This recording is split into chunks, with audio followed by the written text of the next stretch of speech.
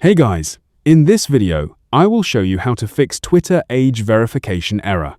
Alright, let's begin.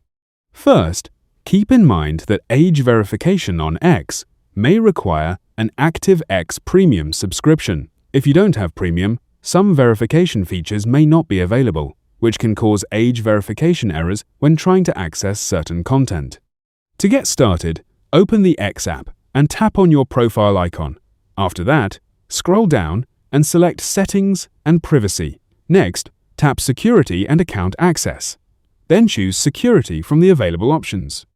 Once you're there, check whether ID verification is available for your account. If the option appears and verification is required, follow the on-screen instructions to submit your identification details. You may need to subscribe to X Premium before completing the verification process. So that's basically how you can fix Twitter age verification error. And that's it for this video. Thanks.